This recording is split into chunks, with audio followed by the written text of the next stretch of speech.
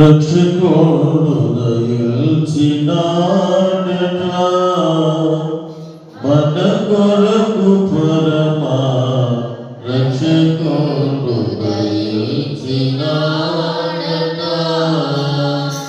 రక్షకుడు దయచినాడు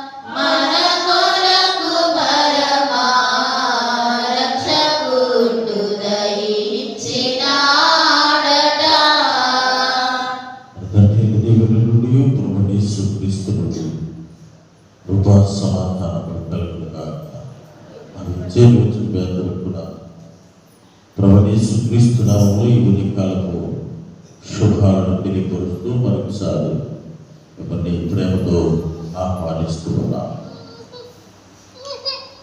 ఈ దిన లేఖన భాగాలను ఆధారం చేసుకొని ఈ క్రిస్మస్ పండుగ 25వ తారీఖు డిసెంబర్ మాసం అని ఆచరిస్తూ ఉంటాం. వాస్తవానికి యేసు ప్రభువారు డిసెంబర్ 25వ తారీఖున పుట్టాడా పుట్టలేదా, ఎక్కడ రాయబడి ఉన్నది అని అనేక మంది వాదన ప్రతివాదన వాదిస్తూ ఉంటారు. కానీ యేసు ప్రభువారు డిసెంబర్ 25ని పుట్టాడని జరుపుకోవటానికి ప్రాముఖ్యమైన ఆధారము ఇదే మనకు కనబడచ్చు అన్నారు.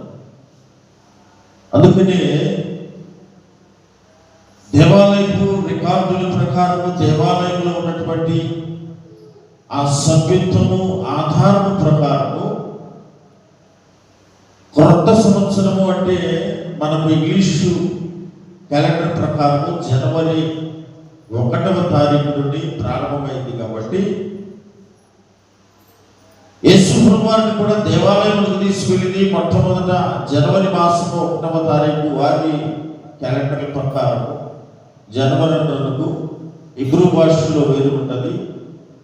కాబట్టి ఆ తారీఖును ఆధారం చేసుకుని ఆయన పుట్టినప్పటికీ 8 దినముల తర్వాత దేవాలయంలోకి తీసుకొచ్చారు. కాబట్టి ఆయన పుట్టిన తారీఖు దానికంటే ముందు 8 ఇది బాగా జ్ఞాపకం ఉంచుకున్నాడు. ఇది ప్రాముఖ్యమైనటువంటి విషయము, క్రైస్తవులు గుర్తించుకోవలసిన విషయం. ఆయన పుట్టిన తారీఖు సమయము అక్కడ లిఖించబడాలి. అక్కడ దీనిని ఆధారం చేసుకునే మనము పండుగను జరుపుకుంటాం. అందుకనే గురువారం క్రిస్మస్ వస్తే మళ్ళీ గురువారం కొత్త సంవత్సరం వచ్చింది. ఆదివారం క్రిస్మస్ వస్తే మళ్ళీ వారానికి వచ్చింది. కాబట్టి దీనిని ఆధారం చేస్తుంది. అయితే యేసు ప్రభువారికి కూడా ఈ సున్నతి కార్యక్రమము ఇది పాత నిబంధన కాలం నుండి ఉన్నటువంటి కార్యక్రమం కదా.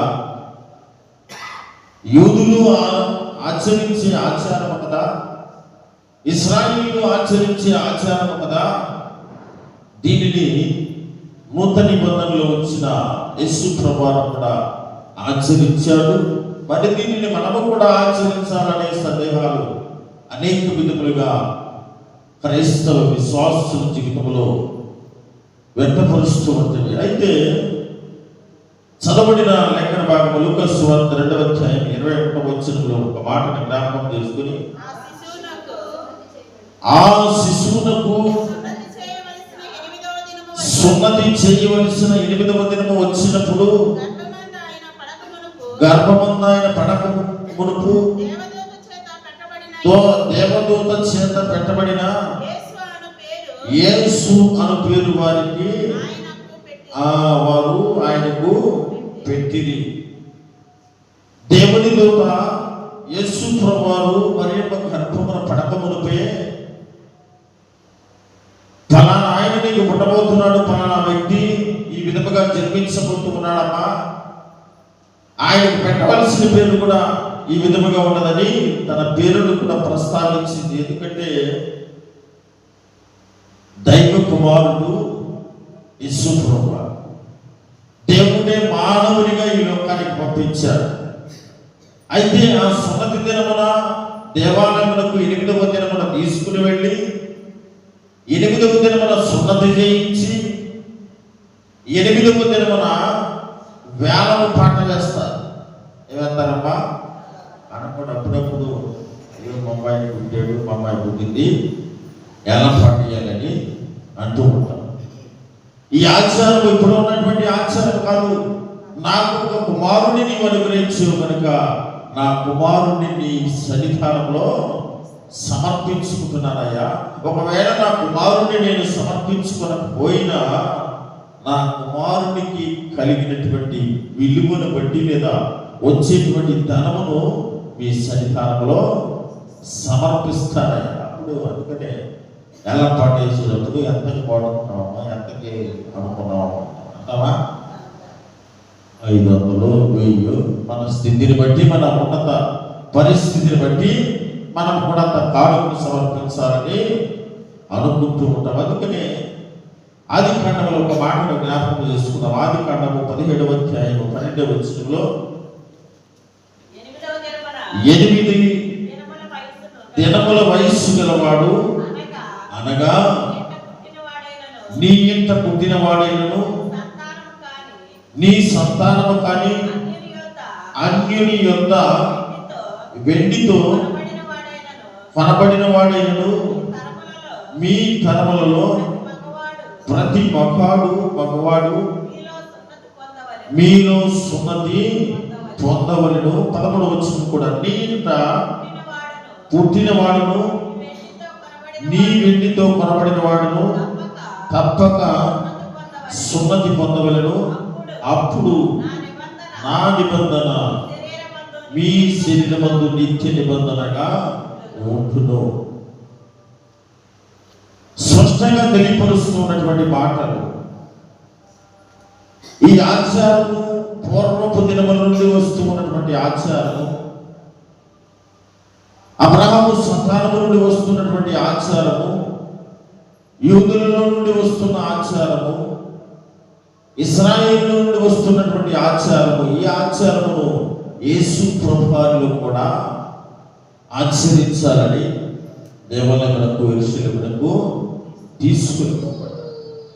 తీసుకుని వెళ్ళిన తర్వాత ఆ తీసుకుని వెళ్ళే సమయంలో ప్రాముఖ్యముగా తల్లిని శుద్ధీకరణ స్నానం చేయించి, పిల్లవాడికి కూడా స్నానం చేయించి, కొన్నిసార్లు ఇవాళ మా అమ్మాయి పూరుకుందయ్యా అంటావా?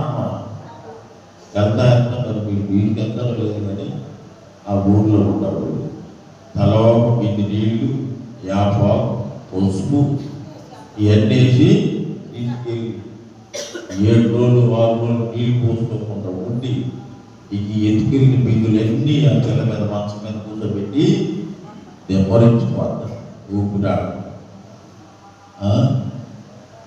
ఆచారాలు ఇవన్నీ వెనకటి నుండి వస్తున్నవే. శుద్ధీకరించడము, శుద్ధి చేయడము. చిన్న పిల్లవాడికి కూడా అప్పుడు స్నానం చేయించి చక్కగా 8వ దినమున దేవాలయములకు తీసుకుని వెళ్ళి దేవునికి ప్రతిష్ఠించుకొని కానుకలు సమర్పించుకొని, మరికొందరు నేటికి చిన్న వయసులోనే తీసుకుని వెళ్ళి 8వ దినమున బాప్తిస్మమును ఇప్పిస్తూ ఉంటారు. ఇవన్నీ కూడా బైబిల్ గ్రంథాన్ని ఆధారం చేసుకుని ఆచరించేవారే. నేను కూడా 6వ మాసం 6వ నెలలో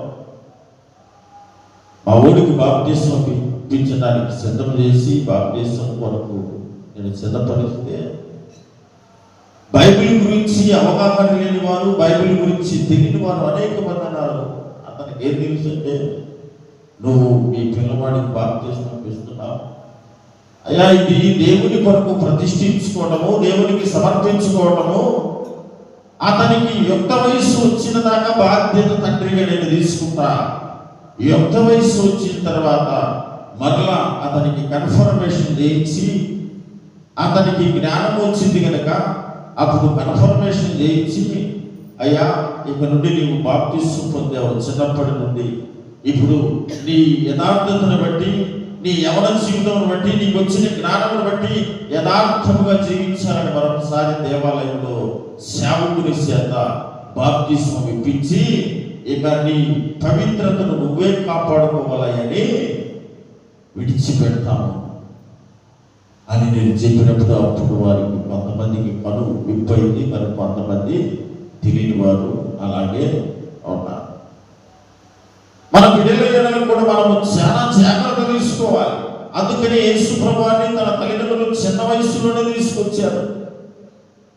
దేవుని సన్నిధికి తీసుకురావడం బట్టి, తనని దేవుని సన్నిధానంలో సమర్పించుకోవడం బట్టి, దేవుని సన్నిధానంలో నామకరణం చేయడం బట్టి, దేవుని సన్నిధానంలో సున్నతి చేయించడం బట్టి తను ఏం పొందుకున్నాడు? దేవుని దయందును మనుషుల దయందును తను వర్ధిల్లుచు వచ్చాడు. దేవుని సన్నిధానంలో ఎప్పుడైతే మనము మన బిడ్డలను అలవాటు చేస్తూ ఉంటామో ఆధ్యాత్మికమైనటువంటి శక్తిని బిడ్డలు పొందుకుంటారు. వారు కూడా దినదినము దేవుని దయందును వర్ధిల్లుచు ఉంటారు. అందుకని కొన్నిసార్లు తల్లిదండ్రుల పరిస్థితిని మనం గమనిస్తూ ఉంటాం. అన్ని ఆస్తుపాస్తులన్నవి తల్లిదండ్రులకు బిడ్డలు ఉంటారు. వారు పెద్దవారైపోయిన తర్వాత, యవన దశ వచ్చిన తర్వాత ఆస్తి కోసము, మరొక దానికోసము తల్లిదండ్రులను హింసించిన వారు, బిడ్డలి తల్లిదండ్రులను హింసించే వారిని మనం చూస్తున్నాం. ఎందుకు? ఆస్తున్నది, అంతస్తున్నది, దేవుడితో మాకు పని లేదు, మా బిడ్డలకు ఏది కావాలన్నా మేము ఇవ్వగలము అని దేవుని సన్నిధికి బిడ్డలను అలవాటు చేయడం తీసుకురారు. చివరికి కుటుంబము బాధలు, కష్టాలు పడినప్పుడు అప్పుడు జ్ఞాపకము దేవుడు వస్తూ ఉంటాడు. పేదరికములో నుండి దేనికి బిడ్డలను కూడా సరిగా పెంచి పోషించుకోలేని స్థితిలో ఉన్నటువంటి కొంతమంది తల్లిదండ్రులు చిన్న బిడ్డలు మాత్రము జాగ్రత్తగా దేవుని సన్నిధికి అలవాటు చేసి పంపిస్తూ ఉంటారు. అలవాటు చేసి పంపించడము, అవసరమైతే వారు వెంట వెంటబడి తీసుకురావడం చేస్తూ ఉంటారు. వారు దేవుని దయతో వర్ధిల్లి మంచి జ్ఞానమును పొందుకొని పెద్దవారైన తర్వాత మంచి ఉన్నత స్థితిలో స్థిరపడి తల్లిదండ్రులు కంటికి రెప్పలా కాపాడు. ఉదాహరణకి సుసన్న వెస్లీ అనే ఒక స్త్రీ ఉన్నది. తనకు 17 మంది పిల్లలు కలిగారు. ఆమె 17 మంది పిల్లలు, తన భర్త, వీరిద్దరు పనిచేసి 17 మందిని పోషించాలి. ఈ 17 మందిని పాఠశాలకు పంపించాలి, చదువులు తెప్పించాలి. ఆ సుసన్న వెస్లీ అనేటువంటి స్త్రీ యజమానుడు కదా, తండ్రి కదా, ఆయన జాగ్రత్తగా పరిపాలన చేస్తూ, ఉద్యోగం చేస్తూ, వ్యాపారం చేస్తూ సంపాదించుకొస్తే నేను నా బిడ్డలను పెంచాలి కదా. అయితే నేను చేయవలసింది నా బిడ్డల కొరకు ప్రార్థన చేయాలి. ప్రతిరోజు 17 మంది బిడ్డల దగ్గరికి వెళ్ళి వారు పడుకున్నటువంటి ప్రదేశంలో వారి తలకడ దగ్గర కూర్చొని ప్రతిరోజు 17 మంది కొరకు ప్రార్థించేది. ఒక్కొక్క బిడ్డ దగ్గరికి వెళ్ళి ప్రార్థించేది. ఆ ప్రార్థన ప్రతిఫలము ఆ వీధిలో ఉన్నటువంటి ఎక్కువగా 200-300 మంది సండే స్కూల్ పిల్లలను కూడా పోగు చేసి ప్రతి ఆదివారం వారిని దేవుని సన్నిధికి తీసుకొచ్చి చక్కగా దేవుని కథలను, వాక్యములను, పాటలను వారికి నేర్పిస్తూ ఉండేదంట. అట్లా ఆ సుసన్న వెస్లీ యొక్క పరిచర్య దేవుడు ఆశీర్వదించాడు, విస్తరింపజేశాడు. సుసన్న వెస్లీ కడుపు నుండి జన్మించినటువంటి 17 మంది బిడ్డలలో 2 కుమారులను ప్రపంచానికి పరిచయం చేసిందిగా. పేద స్థితిలో ఉన్న తల్లి, బిడ్డల కొరకు ప్రార్థించిన తల్లి, ప్రపంచానికి పరిచయం అయ్యే విధముగా వారిని దేవుడు ఆశీర్వదించాడు. ఆ తల్లి కడుపున పుట్టినటువంటి 2 దైవజనులు జాన్ వెస్లీ, చార్లెస్ వెస్లీ ప్రపంచవ్యాప్తంగా సువార్తను ప్రకటించి అనేక మందిని దేవుని సన్నిధానం వైపు నడిపించినటువంటి వ్యక్తి. మనం కూడా కనపడుతూ ఉంటారు సేవకులు. నేను 50 సంవత్సరాల నుండి 60 సంవత్సరాల నుండి సేవ చేస్తున్నాను, ఎంత పరిచర్య అంటారు. కానీ ఆ తల్లి కడుపున పుట్టినటువంటి వ్యక్తి చార్లెస్ వెస్లీ అనేటువంటి ఒక దైవజనుడు 40,000 ప్రసంగాలు చేసిందని పోయాడు. 40,000 ప్రసంగాలు ఏ మనిషికి కూడా సాధ్యపడదు. సంవత్సరానికి మనము కనీసం 100 ప్రసంగాలు చేస్తే ఒక సంవత్సరం అయితే అశుద్ధిది 40,000 ప్రసంగాలంటే ఆయన ఎంత విస్తారమైన పరిచర్య చేశాడు, ఎంత నమ్మకమైన పరిచర్య చేశాడు, ఎంతగా శ్రమపడి దేవుని కొరకు ఆయన తిరిగి అనేక సంఘాలను స్థాపించాడు. ఇప్పుడు మహానగరం హైదరాబాద్ పోతే క్లాక్ టవర్ దగ్గర పక్కనే ఉండేది ఒక చర్చి, పెద్ద church, Wesley church, CSI church. ఆ చర్చిని స్థాపించింది కూడా వారు. నేటికి అనేక మంది ఆ దేవాలయంలో 1000 మంది ఆరాధనలు చేస్తూ ఉంటారు. అంత పేరు ప్రఖ్యాతి గడిచిన బిడ్డలుగా వారు ఎదిగే కారణము వారి తల్లి ఆ బిడ్డల్లో ప్రార్థన అనుభవంలో నడిపించింది. ప్రార్థన జీవితంలో వారికి నేర్పించి వారి కొరకు అనుదినము ప్రార్థన చేయడం చేసింది. అయితే నూతన నిబంధనలకు వచ్చేసరికి యేసు ప్రభువు సున్నతిని గురించి మనల్ని కూడా చేయించుకోమని యేసు ప్రభువు తెలియపరచలేదు. కానీ సున్నతికి బదులుగా మనకేమిచ్చాడు? మారు మనస్సు బాప్తిస్మమును మనకిచ్చాడు. సున్నతికి ప్రాముఖ్యము ధర్మశాస్త్రము నేను కొట్టివేయడం లేదు, కానీ దానిని తీసివేయడం లేదు, కానీ దాన్ని నెరవేర్చడానికి వచ్చాను. కానీ కొన్ని వెసులుబాట్లు, మార్పులను చేయించారు. నేటికి కూడా ఇస్మాయిలు సంతానం సున్నతిని కొనసాగిస్తూనే ఉన్నది. అందులో కూడా కొన్ని వ్యక్తులు అధిక విశ్వాసం చూపే వ్యక్తులు, దేవుడంటే అతిగా భయపడేటువంటి వ్యక్తులు ఎందుకు వచ్చిన వాళ్ళ మన బిడ్డలకు కూడా సున్నతి చేద్దామని చేయించేటువంటి వారు అనేక మంది ఉన్నారు. ఎందుకంటే బైబిల్ గ్రంథంలో ఉన్నది కాబట్టి తప్పని పరిస్థితి అని చేయించే వాళ్ళన్నింటికీ ఉన్నారు.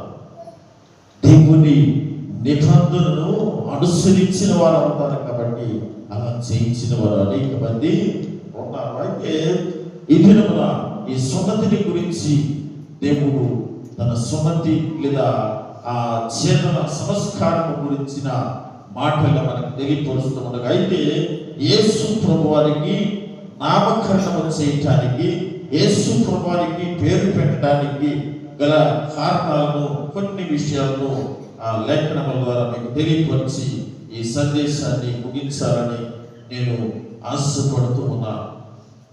మొట్టమొదటిగా చదవబడిన లేఖన భాగంలో లూకా సువార్త 2వ అధ్యాయం 21వ వచనములో ఆ శిశువునకు సున్నతి చేయవలసిన 8వ దినము వచ్చినప్పుడు చాలు. 8వ దినము వచ్చినప్పుడు యేసు ప్రభువారిని చక్కగా సిద్ధపరిచి దేవాలయంలోకి తీసుకెళ్ళారు. ఆయనకు దేవాలయంలోనే యేసు అనే పేరు నామకరణము చేసి ఆ చేయటమును బట్టి ఆయన దేవాలయానికి ఆయనకి ఉన్న అనుసంధానము దగ్గరగా అయిపోయింది. యేసు ప్రభువు జీవితము ఆయన ఎదుగుచూ ఉన్నాడు, పెరుగుచూ ఉన్నాడు. బాల్య దశ నుండి యవన దశకు వస్తూ ఉన్నాడు. ఆయన బాల్య దశ 12 సంవత్సరముల వయసులో కూడా మరొకసారి వారి తల్లిదండ్రులు దేవాలయములకు తీసుకెళ్లారు. దేవాలయములకు తీసుకెళ్ళినప్పుడు అక్కడ ఉన్నటువంటి యాజకులతో, అక్కడ ఉన్నటువంటి బోధకులతో యేసు ప్రభువు వారు మాట్లాడుతూ ఉంటే వారు సైతము యేసు ప్రభువు వారి మాటలకు ఆశ్చర్యము కలిగించింది. రోజు బైబిల్ చదివే వ్యక్తికి, అసలు బైబిల్ చదివిన వ్యక్తికి ఎంత తేడా ఉండిందమ్మా? ఉండిందా ఉండదా?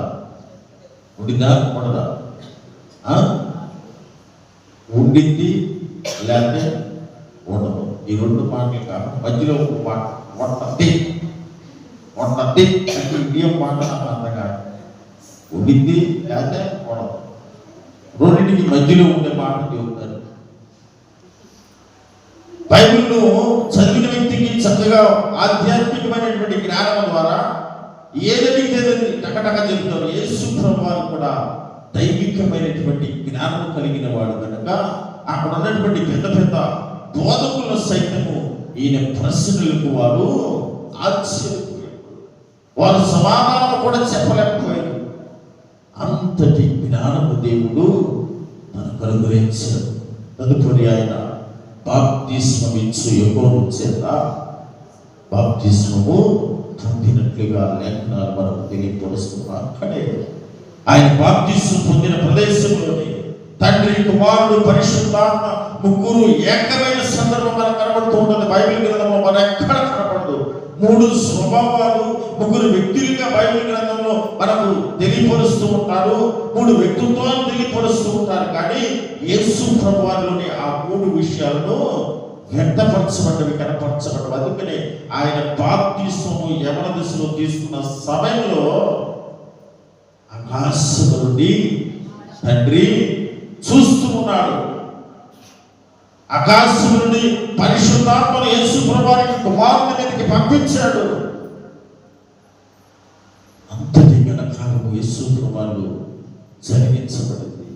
అంతటి గొప్ప ఉన్నతమైనటువంటి ఆ శక్తిని దేవుడి ద్వారా, యేసు ప్రభువు ద్వారా దేవుడు వెళ్ళపరిచాడు. అందుకనే నీ కొరకు, నా కొరకు, మన జీవితాలను పదిలిపరచడానికి కొరకు యేసు ప్రభువు మానవునిగా ఈ లోకానికి వచ్చాడు.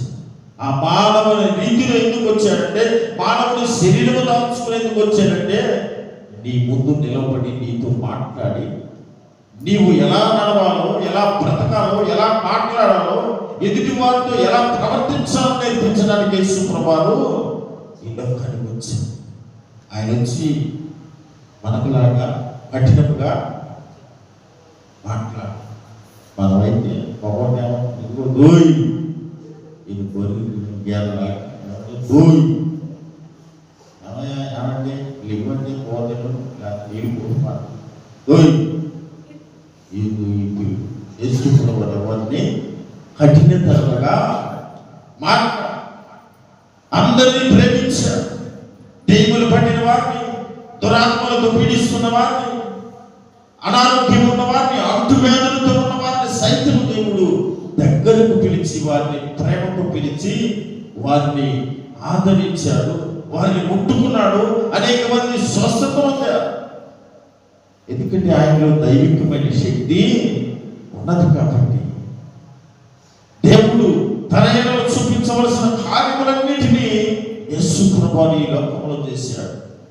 ఊరు బయట ఉండవలసిన కుష్ఠరోగులను యేసు ప్రభువు స్వరము విని ఆయన దగ్గరకు వెళితే మనకు స్వస్థత వచ్చిందని అనేక మంది యేసు ప్రభువు వెంట వచ్చి, అయ్యా నేను స్వస్థత పొందకూరుచున్నాను, మాకు స్వస్థతను అనుగ్రహించుదేమని అడిగినప్పుడు యేసు ప్రభువు 10 మందిని స్వస్థపరిచాడు. కానీ ఒక్కడికి మాత్రమే కృతజ్ఞత భావము మనది. 9 మంది వెళ్ళిపోయారు.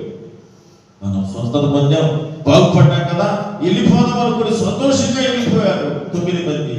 ఈ 10వ వ్యక్తి నన్ను బాగు చేసింది నా దేవుడని మరలా వెనుకకు వచ్చి యేసు ప్రభువుకి కృతజ్ఞత తెలియపరచాలి. అందుకనే కృతజ్ఞత తెలియపరిచే స్వభావము మనలో ఉండాలి.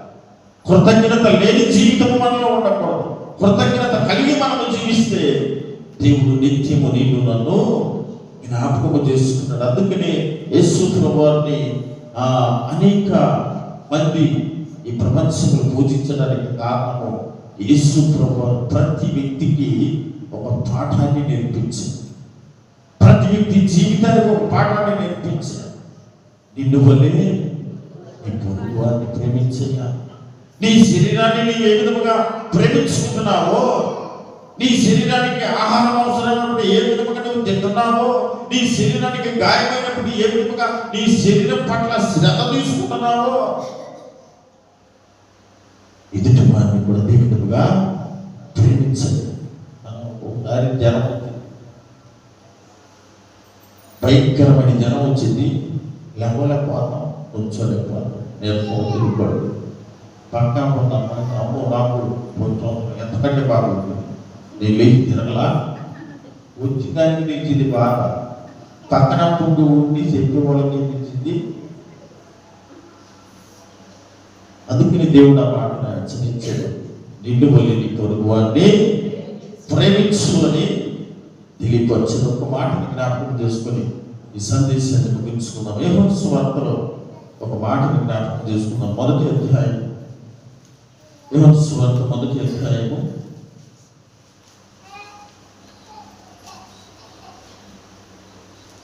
7వ వచనం చదవనమ్మా.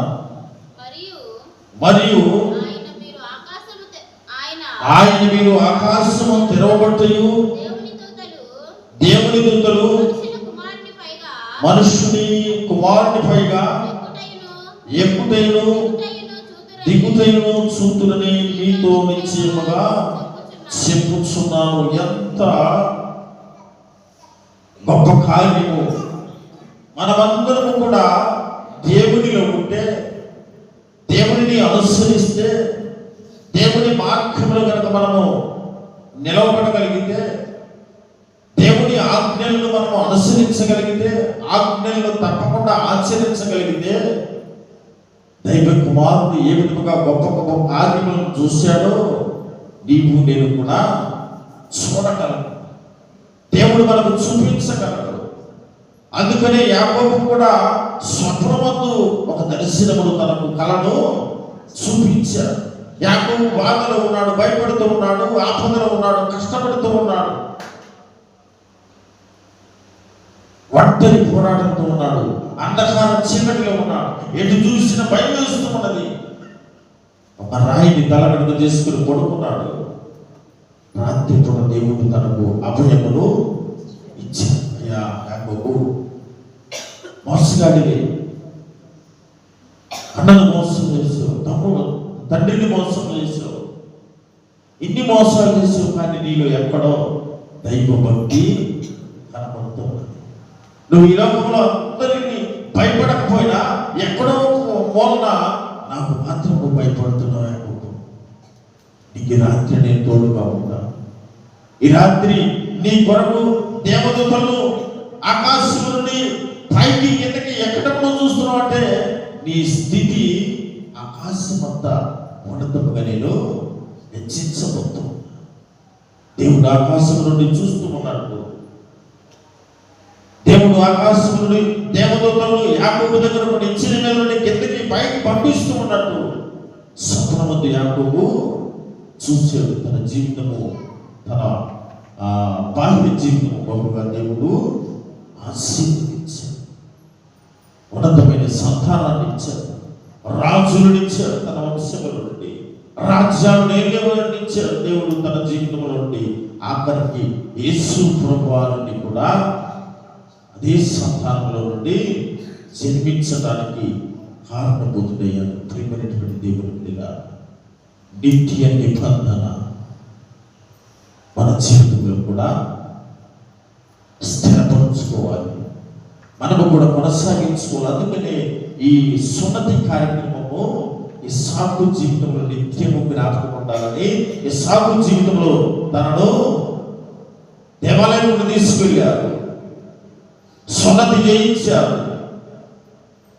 యేసు ప్రభువును కూడా అదే విధముగా అదే రీతిగా 8వ దినమున దేవాలయం తీసుకెళ్ళి పేరును నామకరణం చేసి తనను దేవాలయంలో ప్రతిష్ఠించుకొని తల్లిదండ్రులను దేవాలయంలో కానుకలు సమర్పించుకొని తన బిడ్డకు సున్నతి చేయించుకొని తీసుకొచ్చారు. అందుకనే మన జీవితాలను కూడా నిబంధన దేవుడు మన ఎడల ఏ నిబంధన కలిగి ఉన్నాడు, మన జీవితాన్ని మనకు వెల్లడిపరుస్తూ ఉంటాడు. సంవత్సరం కూడా వారి తల్లిదండ్రులు చెప్పాడమ్మా, ఒక చక్కటి కుమారుడిని ఇస్తున్నా, బలవంతుడిని ఇస్తున్నా, అతని ఎడల ఒక నిబంధన ఉన్నదమ్మా. ఫిలిస్తీన్ నుండి మిమ్మల్ని విడిపించేవాడు ధైర్యవంతుడు, బలవంతుడు ఇతనేనమ్మా. ఇతనిని ఎలా పెంచాలో నేను తెలియపరుస్తాను. పుట్టినది మొదలుకొని అతని వ్యతిరేకమా. ఎప్పుడు మద్దుపానీయులు అతని మద్దుపానీయుల దగ్గరికి పానీయుద్దమ్మా. చనిపోయిన దానిలో నుండి దేనిని కూడా అతను తినకూడదమ్మా. చనిపోయినటువంటి ఆ జంతువులు కానీ లేదా చనిపోయిన ప్రాంతములు కానీ వాటి నుండి ఏది సేకరించకూడదమ్మా. ఇలా కొన్ని మాటలను దేవదూత వచ్చి వారి ఇరుగురి దంపతులకు తెలియపరిచింది. అయినా తల్లిదండ్రుల మాట వినకుండా ఇతను ఇష్టానుసారముగా జీవించాడు. బిడ్డలు కూడా కొంతమంది తల్లిదండ్రుల మాట వినరు. ఏంది నువ్వు చెప్పేది అంటారు.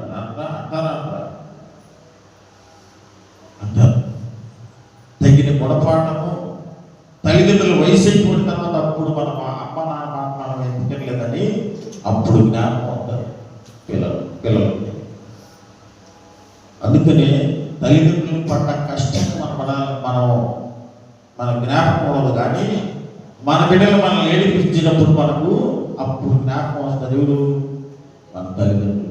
కరెంట్ పోయి ఎదిరి దోమలు పడతా ఈ చూద్దాం ఉంది పిల్లలకి. అప్పుడు అనుకున్నాం మా నాన్న కూడా ఇదే బాధలు పడ్డారు కదా నా కోసం అని. అప్పుడు తల్లిదండ్రులు జ్ఞాపకం వస్తాం. లేకపోతే మనకు తల్లిదండ్రుల విలువ తెలియదు, తల్లి విలువ తండ్రి విలువ తెలియదు. ఎప్పుడైతే నేను దైవికమైనటువంటి విధానంలో మన బిడ్డలను పెంచుకుంటాము, మన బిడ్డలు కూడా ఆధ్యాత్మికంగా ఎదిగి ఫలభరితమైన వృక్షముల వలె, ఓడ మీదకు ఫలించే వృక్షము వలె వారి జీవితాలు ఉంటాం. అందుకని ఫలించే కొమ్మని యేసేపు జ్ఞాపకం చేసేపు. యేసేపు ఎదిగి ఓడ మీదకి ఎక్కి తన జీవితం ఫలించబడిందని, కష్టమైన తను ఎదుగుచూ ఉన్నాడు. ఫలించే కొమ్మలాగా తన జీవితము అభివృద్ధి పొందింది. మనము కూడా మన బిడ్డల మీద శ్రద్ధ కలిగి చక్కగా దేవుని సన్నిధికి తీసుకురావడం, దేవుని సన్నిధానంలో ప్రతిష్ఠించుకోవడం, దేవుని సన్నిధానంలో వారిని ఆధ్యాత్మిక పెంచడము మనము శ్రద్ధ, బాధ్యత. లేకపోతే మన బిడ్డలు కూడా ఇష్టానుసారముగా జీవించి మనకు కొరకరాని కొయ్యగా మన బిడ్డలు మారిపోతారు. కాబట్టి మన బిడ్డలందరినీ యేసు ప్రభువుని విధముగా 8వ దినం నుండి దేవాలయం అలవాటు చేసుకున్నారో, అన్న ఏ విధముగా పాలు విడిచిన తర్వాత తన కుమారుని దేవాలయంలో సమర్పించుకుని విడిచిపెట్టి వెళ్ళిపోయిందో, మన బిడ్డలకు మనం చక్కగా దేవుని సన్నిధికి తీసుకురావడం అలవాటు చేసుకోవాలి. వారికి బోధించడం నేర్పించుకోవాలి. వారికి దేవుని కథలను తెలియపరచాలి. దేవుని బైబిల్ గ్రంథంలో ఉన్న ప్రతి సత్యాన్ని వారికి తెలియపరిస్తే చక్కగా మన బిడ్డలు కూడా ఎదిగి అభివృద్ధి చెంది ఆశీర్వదించబడతారు. అలాంటి కృప దేవుడు మనకిచ్చిన మన బిడ్డలందరికీ సమృద్ధిగా అనుగ్రహించి కాపాడును గాక. ఆమె ఇచ్చిన ప్రార్థన చేసుకుందాం. ఇదేనా పలహారం తీసుకొచ్చారమ్మా?